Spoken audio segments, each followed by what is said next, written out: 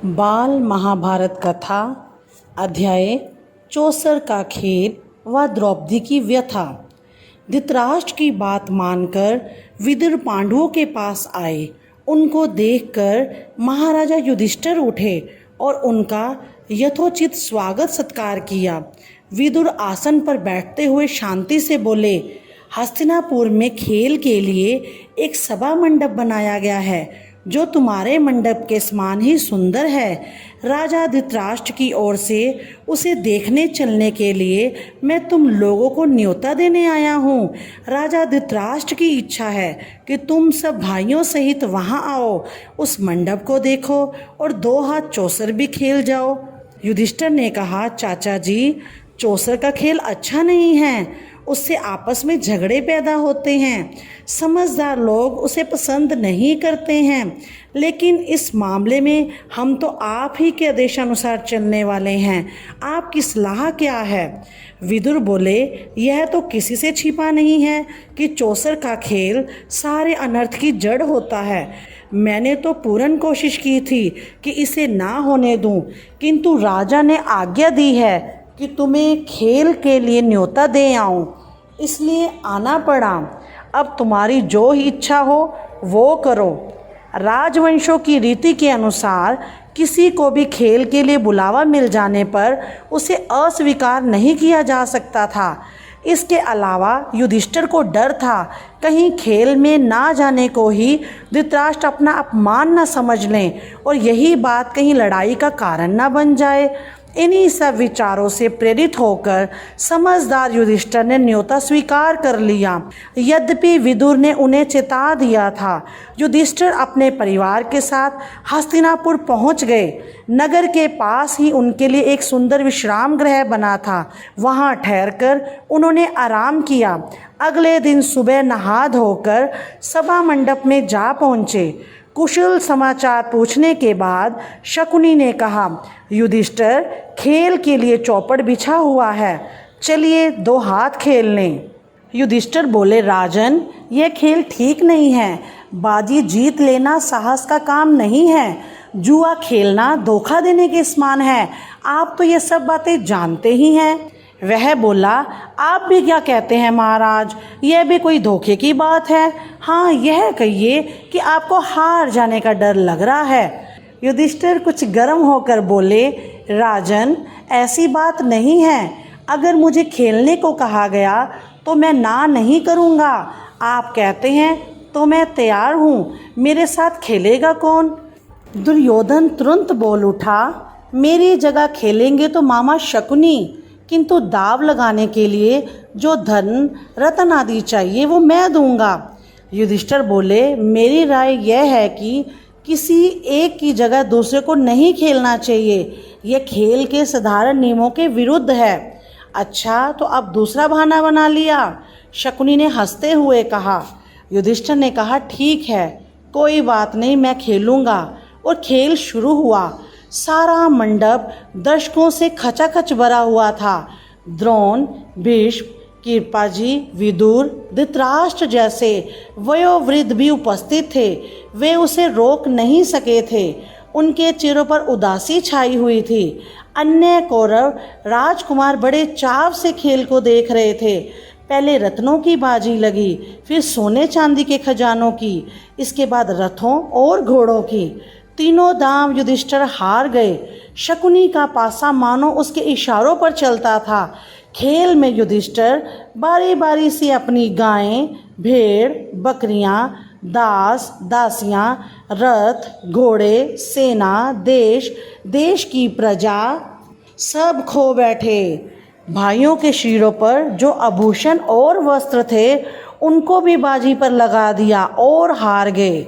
और कुछ बाकी है? शकुनी ने पूछा। ये सांवले रंग का सुंदर युवक मेरा भाई नकुल खड़ा है, वह भी मेरा धन ही है, इसकी बाजी लगाता हूँ, चलो। युधिष्ठिर ने जोश के साथ कहा। शकुनी ने कहा, अच्छा तो यह बात है, तो यह लीजिए, आपका प्यारा राजकुमार अब हमारा हो गया। कहते कहते शकुनी ने पासा फेंका और बाजी मार ली। युधिष्ठिर ने कहा, यह मेरा भाई सहदेव जिसने सारी विद्याओं को पार पा लिया है, इसकी बाजी लगाना उचित तो नहीं है, फिर भी लगाता हूँ, चलो देखा जाएगा। यह चला और वह जीता। कहते हुए शकुनी ने पासा फेंका। सहदेव को भी युधिष्ठिर गवा बैठे। अब दुरात्मा शकुनी को आशंका हुई, कहीं युधिष्ठिर खेल बंद ना कर दे। बोला, युधिष्ठिर, आपकी निगाह में भीमसेन और अर्जुन माद्री के बेटों से ज़्यादा मूल्यवान हैं, सो उनको बाजी पर आप लगाएंगे नहीं। युधिष्ठिर ने कहा, मूर्ख शकुनी, तुम्हारी चाल यह मालूम होती है कि हम भाइयों में आपस में फूट पड़ जाए, सो तुम क्या जानो कि हम पांचों भाइयों के संबंध क्या हैं। पराक्रम में जिसका कोई सानी नहीं है, उस पर अपने भाई अर्जुन को मैं दांव पर लगाता हूँ, चलो। शकुनी यही तो चाहता था, तो यह चला। कहता हुआ पासा फेंका। अर्जुन भी हाथ से निकल गया। असीम दुर्दैव मानो युधिष्ठिर को बेबस कर रहा था और उन्हें पतन की ओर लेकर जा रहा था। वह बोले, राजन, शारीरिक बल में संसार भर में जिसका कोई जोड़ीदार नहीं है, अपने उस भाई को मैं दांव पर लगाता हूँ। यह कहते कहते युधिष्ठिर भीमसेन से भी हाथ धो बैठे। दुष्ट आत्मा शकुनी ने तब भी नहीं छोड़ा और पूछा, और कुछ? युधिष्ठिर ने कहा, हाँ, यदि इस बार तुम जीत गए तो मैं खुद तुम्हारे अधीन हो जाऊंगा। लो, यह जीता। कहते हुए शकुनी ने पासा फेंका और यह बाजी भी ले गया। इस पर शकुनी सभा के बीच उठ खड़ा हुआ और पांचों पांडवों को एक एक करके पुकारा और घोषणा की कि वे अब उसके गुलाम हो चुके हैं। शकुनी को दाद देने वालों के हर्षनाद से और पांडवों की इस दुर्दशा पर तरस खाने वालों के हाहाकार से सारा सभा मंडप गूंज उठा। सभा में इस तरह खलबली मचने के बाद शकुनी ने युधिष्ठिर से कहा, एक और चीज़ है जो तुमने अभी हारी नहीं है, उसकी बाजी लगाओ तो तुम अपने आप को भी छुड़वा सकते हो। अपनी पत्नी द्रौपदी को तुम दांव पर क्यों नहीं लगाते हो? और जुए के नशे में चूर युधिष्ठिर के मुंह से निकल पड़ा, चलो, अपनी पत्नी द्रौपदी की भी मैंने बाजी लगाई। उनके मुंह से यह निकल तो गया, पर उसके परिणाम को सोचकर वह विकल हो उठे। हाय, ये मैंने क्या कर डाला। युधिष्ठिर की इस बात पर सारी सभा में एकदम हाहाकार मच गया। जहाँ वृद्ध लोग बैठे थे, उधर से धिक्कार की आवाज़ें आने लगी। लोग बोले, छी छी, कैसा घोर पाप है। कुछ ने आंसू बहाए, कुछ लोग परेशानी के मारे पसीने से तरबतर हो गए। दुर्योधन और उसके भाइयों ने बड़ा शोर मचाया, पर धृतराष्ट्र का एक बेटा शोक संतप्त हो उठा और ठंडी आह भरकर उसने सिर झुका लिया। शकुनी ने पासा फेंक कर कहा, यह लो, यह बाजी भी मेरी हो रही। बस फिर क्या था। दुर्योधन ने विदुर को आदेश देते हुए कहा, आप अभी रणवास में जाएं, द्रौपदी को यहाँ ले आएं, उससे कहें कि जल्दी आएं। विदुर बोले, मूर्ख, नाहक क्यों मृत्यु को न्योता देने चले हो? अपनी विषम परिस्थिति का तुम्हें ज्ञान नहीं है? दुर्योधन को यूं फटकारने के बाद विदुर ने सभासदों की ओर देखकर कहा, अपने को हार चुकने के बाद युधिष्ठिर को कोई अधिकार नहीं था कि वह पंचाल राज की बेटी को दांव पर लगाए। विदुर की बातों से दुर्योधन बौखला उठा।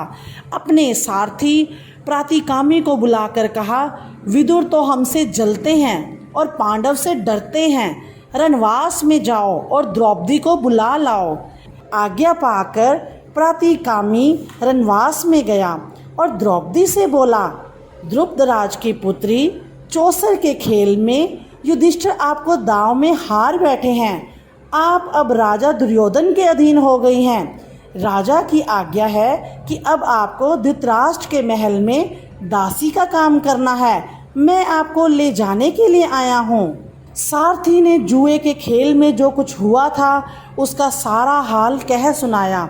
वह प्रतिकामी से बोली, रथवान, जाकर उन हारने वाले जुए के खिलाड़ी से पूछो कि पहले वे अपने आप को हारे थे या फिर मुझे। सारी सभा में यह प्रश्न उनसे करना और जो उत्तर मिले वह मुझे आकर बताओ, उसके बाद मुझे ले जाना।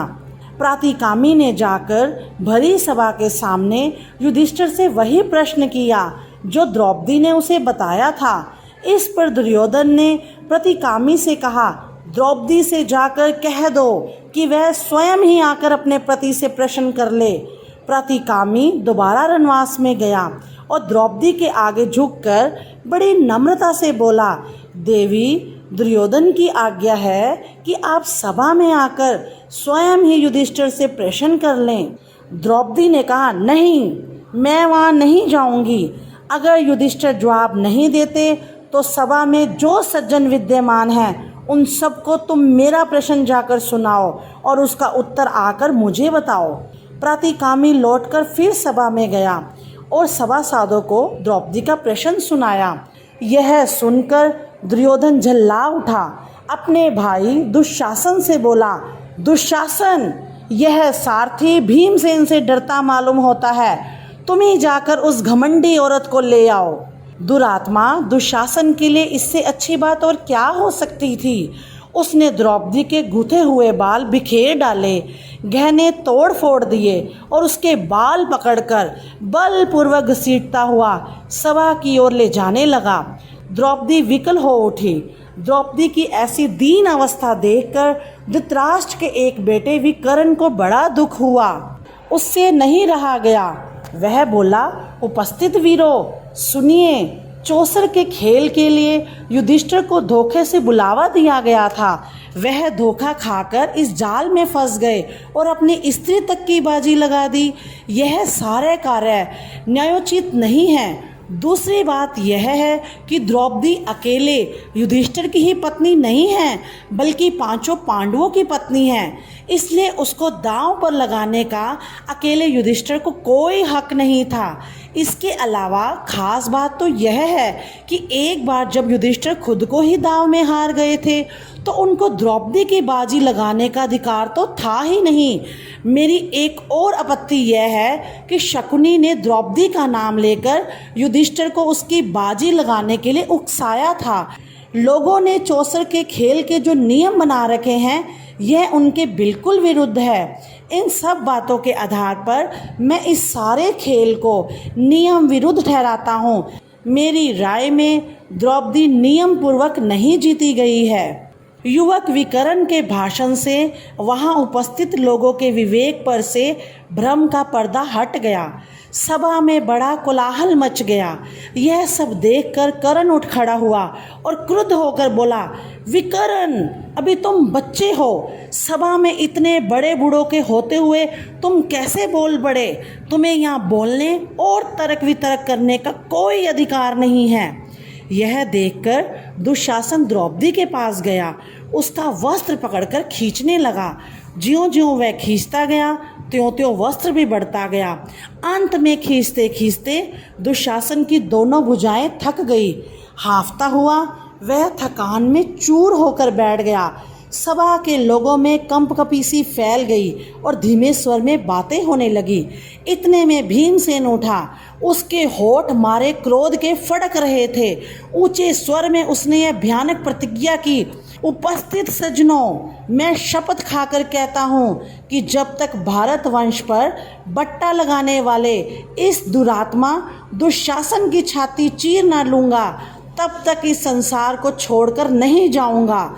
भीमसेन की इस प्रतिज्ञा को सुनकर उपस्थित लोगों के हृदय भय के मारे थर्रा उठे। इन सब लक्षणों से धृतराष्ट्र ने समझ लिया कि यह सब ठीक नहीं हुआ है। उन्होंने अनुभव किया कि जो कुछ हो चुका है उसका परिणाम शुभ नहीं होगा। यह उनके पुत्रों और कुल के विनाश का कारण बन जाएगा। उन्होंने परिस्थिति को संभालने के इरादे से द्रौपदी को बड़े प्रेम से अपने पास बुलाया और शांत किया और सांत्वना दी। उसके बाद वे युधिष्ठिर की ओर मुड़कर बोले, युधिष्ठिर, तुम तो अजात शत्रु हो, उदार हृदय के भी हो। दुर्योधन की इस कुचाल को क्षमा करो और इन बातों को मन से निकाल दो और भूल जाओ, अपना राज्य संपत्ति ये सब ले जाओ और इंद्रप्रस्थ जाकर सुखपूर्वक रहो। धृतराष्ट्र की इन मीठी बातों को सुनकर पांडवों के दिल शांत हो गए और यथोचित अभिवादन आदि के उपरांत द्रौपदी और कुंती सहित सब पांडव इंद्रप्रस्थ के लिए विदा हो गए। पांडवों के विदा हो जाने के बाद कौरवों में बड़ी हलचल मच गई। पांडवों के इस प्रकार अपने पंजे से साफ निकल जाने के कारण कौरव बड़ा क्रोध प्रदर्शन करने लगे। दुशासन और शकुनी के उकसाने पर दुर्योधन पुनः अपने पिता धृतराष्ट्र के सिर पर सवार हो गए और पांडव को खेल पर बुलाने के लिए फिर से राजी हो गए। युधिष्ठिर को खेल के लिए बुलाने को फिर दूत भेजा गया। पिछली घटना के कारण दुखी होते हुए भी युधिष्ठिर को यह निमंत्रण स्वीकार करना पड़ा। युधिष्ठिर हस्तिनापुर लौटे और शकुनी के साथ फिर चौपाल खेला। इस बार खेल में यह शर्त थी कि हारा हुआ दल अपने भाइयों के साथ 12 वर्ष तक वनवास करेगा और उसके उपरांत 1 वर्ष अज्ञातवास में रहेगा। यदि इस वर्ष में उनका पता चल जाएगा तो उन सबको 12 वर्ष का वनवास फिर से भोगना होगा। इस बार भी युधिष्ठिर हार गए और पांडव अपने किए हुए वादे के अनुसार वन में चले गए। धन्यवाद।